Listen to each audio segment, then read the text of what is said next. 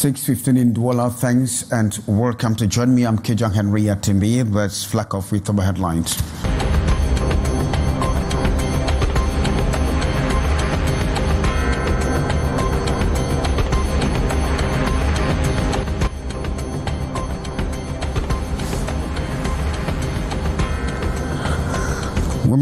Woman stabbed husband to death on Women's Day in Kongsamba, that is in the Mongo division of the Littoral region. The victim is a police officer with the Kongsamba Public Security. This umpteenth killing has actually raised fresh questions on domestic violence. And Winicum women commemorate Women's Day with calls for peace after long years of agony due to the protracted conflict in the northwest region of the country. And Cameroon joins members of the Commonwealth to unlock opportunities for a prosperous Commonwealth. Emphasis is on empowerment, resilience, and collaboration. Top stories.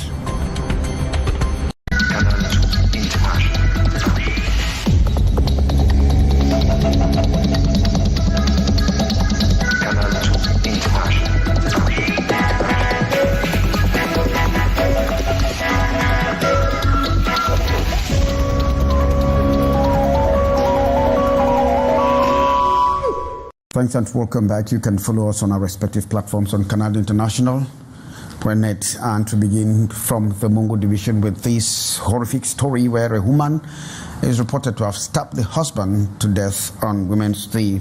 The victim is a police officer with the Kongsamba Public Security, and this has actually raised fresh questions on domestic violence, as we are hearing from you, Morindi. The bedroom, a place of intimacy and rest, turns into a scene of horror in Kongsamba, Cameroon on March 8, 2026. A day observed as the International Women's Day. A police officer became a victim of domestic violence, stabbed to death by his wife, Ndame Bizili Biti Virginie, on the morning of the 41st edition of the International Women's Day. Elle a commencé à dire à sa femme qu'est-ce que tu me trompes. Elle a commencé à dire non, il est entré dans la chambre. Il a commencé à montrer les photos du père là. Comme il était en train de restaurant, la femme là non. Que ça avait le gars que je me prends. A heated argument between the couple escalated into a fatal stabbing witnessed by their 70-year-old son. Bengono died shortly after, leaving behind a family and a community in shock. The victim's body is at the local morgue and an investigation is ongoing. The Ezio Eve Bertrand Joel, who presided over the Women's Day celebration in Kongsamba, urged women to be more responsible. Thanks very much, Morindi, sat indeed. And Cameroon is today joining members of the Commonwealth to celebrate, or member countries to celebrate the Commonwealth. This year's commemoration is holds under the theme Unlocking Opportunities Together for a Prosperous Commonwealth, and emphasis is laid on resilience, empowerment, and collaboration. Beatrice Ingamo reports from Yaoundé. Since 1995, Cameroon, like her youths, have been benefiting from the advantages that goes with being a member of the Gentlemen's Club. Education, where she found her love. We are full of hope through this Commonwealth. All Cameroonian leaders have the chance to participate in this well-known and respected organization. Some 13 youth networks such as climate change, health, entrepreneurship and peace building, the many empowerments. Networks are there for young people who are striving in different areas of career development in line with the UN SDG 2030 agenda, to be able to be professional in their career path and carry sustainable development in their communities. Others include the Commonwealth scholarship opportunities, giving opportunity to many Cameroonians, to go to Britain to have studies, improve their capacity and come back to the country to contribute at different levels. This Commonwealth Day, with a commemorative conference around the theme Cameroon and the Commonwealth, positioning the youths and women for global impact, occasion to highlight the relationship between the two and future areas of interest. This will tell us that young people who are ready, committed in their craft, exploring the opportunity in the Commonwealth, they can become meaningful stakeholders to contribute to nation building. Thus crowning week-long activities that started with flag hoisting, exhibition village, conferences, roundtables, open door day, inter-school competition and education forum. Cameroon is among the 56 members of this gentleman club. And administrative offices across Douala resume activities today or operations after widespread celebrations of Women's Day. Sherifa Saleh toured some of the offices to witness the pause of operations. The atmosphere in many government offices was noticeably calmer, although female workers answered present at work a day after International Women's Day celebrations. Lundi de début de semaine, on a repris avec des activités et donc entre des dossiers que nous avons laissés en suspens depuis vendredi. Workers returned to their duties as services reopened to citizens seeking administrative documents, permits and other official procedures. Pour le reste, les dames sont là, elles ont répondu présent. In several offices visited in Douala, employees said the transition from celebration to routine work was swift but expected. Ça n'a pas été vraiment difficile, on va dire ça comme ça.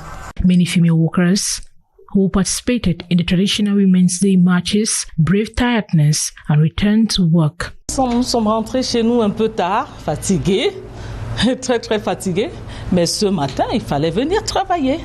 Et nous y sommes. Je suis là depuis ce matin en train de travailler. For many women in Douala, however, the message of the previous day remains clear. The celebration may last one day, but the fight of equality continues throughout the year. And amid a high demand of unlimited supply, the 2026 Women's Day fabric has quickly sold out in several markets across Douala. But the day after the celebrations, many women were still scampering, searching for the cloth. And of course, they were hoping to find the last remaining pieces. But then the vendors are saying that they have actually exhausted their stocks. Cynthia Lassie reports. At the Douala Central Market this March 9, stalls that only yesterday were filled with Women's Day fabric have now given way to other textiles. But since early morning, several women have continued streaming into the market in search of the commemorative cloth. Clients keep demanding, but there is no fabric left. My stock finished early, so we the seamstresses could not sew more dresses. At this corner of the market, Idris is among the few vendors who still have a few pieces left. It's just 11 a.m. and he says the price has remained unchanged despite the celebration having passed. Sales have been going on since morning. People keep asking to buy the March 8 fabric. I've already sold about 15 pieces since morning at the same price as yesterday and even the day before yesterday. Across the market, other traders say the stock of Women's Day fabric was limited this year. According to them, sales ended quickly, although business was still profitable. The fabric was beautiful and people rushed to buy it. Even the one I wore this morning was bought for 14,000 francs. I sell sewn dresses and I sold over 200 pieces. My stock finished 2 weeks earlier. Everything went well. I sold all my stock. This year was exceptional, especially because the fabric was very beautiful. Vendors are now calling for increased production and higher stock in future editions to meet the growing demand for the Women's Day fabric. And over in Ngaoundal, women used the day to call for justice, equity, and respect for their rights. And some of the women were recognized for their outstanding contributions in promoting women's rights. Indeed, Maureen. How far have we echoed strongly in Ngaoundal as women took the streets on March 8 to mark the 41st edition of International Women's Day, calling for greater justice, equity and recognition in society. La femme de Ngaoundal est dotée d'un grand potentiel. Elles font dans les agricultures, dans le pisciculture. Of Ngaoundal, in charge of women's affairs, gathered under the umbrella of local network of women's association. The event brought together women from different walks of life who are making significant contributions in agriculture, entrepreneurship, and community development. During the ceremony, several outstanding women were honored for their achievements, while the most vulnerable received food kits to help them observe the upcoming Ramadan and Lent with dignity. A highly respected and influential figure in the community, the Saki Mata encouraged women to prioritize the education of young girls, urging families to keep them in school for as long as possible. Thanks so much, Marindi. And in Douala for women are, of course, embracing skill-building activities as part of the International Women's Day. Dozens of them gathered to learn new skills. And, of course, this is going a long way to empower them more with Marindi.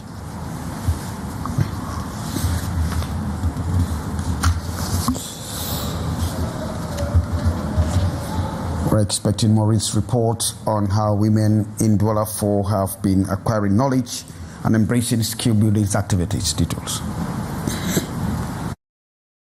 From learning how to prepare puff-puff and pastries to making bouquets, designing homemade mirrors and dyeing dresses, women in the Douala 4 municipality are determined to acquire new skills that can lead them towards self-reliance and economic independence.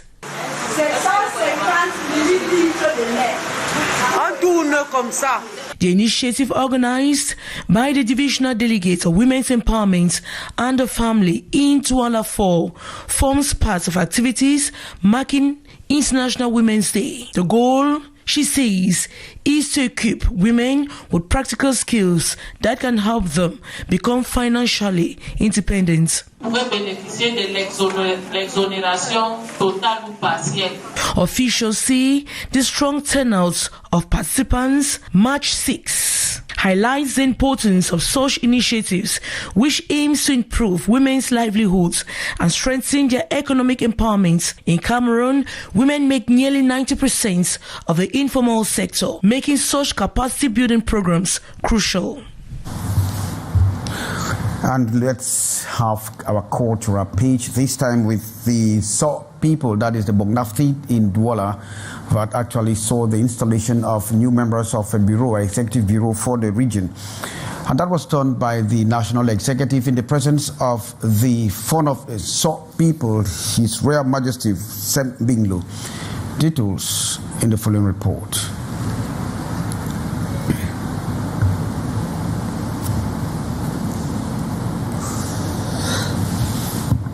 The Cultural and Development Association Bognafti Douala now has a new bureau. Members of the bureau were installed by the National Executive on Saturday, March 7, 2026, in the presence of His Royal Majesty Fon Sem Binglu. This cultural jamboree is seen as a lead to transmit the language and the customs and traditions of the Nsok people to the younger generation. Our main objective of coming here today is to install the Douala branch of the Nsok Cultural and Development Association, which we call Bognafti Douala. They just had a reorganization, and we came here in our capacity as the Executive Council of Nsokda with the delegates you can see around me, together with His Majesty the Paramount Fon of Nsok, to install the new bureau. The new president of Bognafti has a challenge during this mandate. My main project, as I'm taking this office, my main project is to complete the multipurpose Ngaoundal, which is the Nsok hall in Douala. So that is my main, but not all. We are also trying to see if we can also get an income generating activity like purchasing a 19-seater bus that will help our people for economic development. My message to all the Nsok women and men with their children is that love, peace and unity is what we need. Nsok clan, just like many, was seriously affected by the crisis in the northwest and southwest region that witnessed a massive exodus of its children. With the situation abated, the children of Nsok are now more than ever before committed to right the wrongs of their land. And the National Security Corps has paid tribute to all police officers who lost their lives in the line of duty. The homage is part of Interpol's tradition to valorize uniformed men and women who actually serve their country. Hyacinthia is reporting that the ceremony was presided out by the Delegate General of National Security, Martin Balagangili.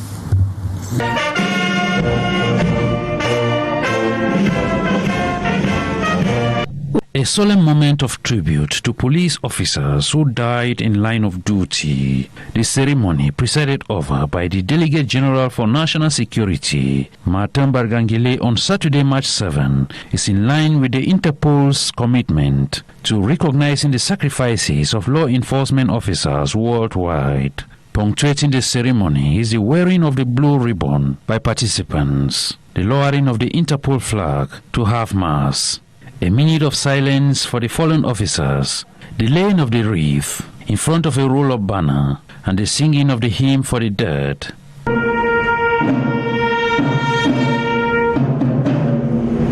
Speaking during the ceremony, the Delegate General sends words of encouragement to concerned families as the uniformed men and women dedicated their lives to serving the nation.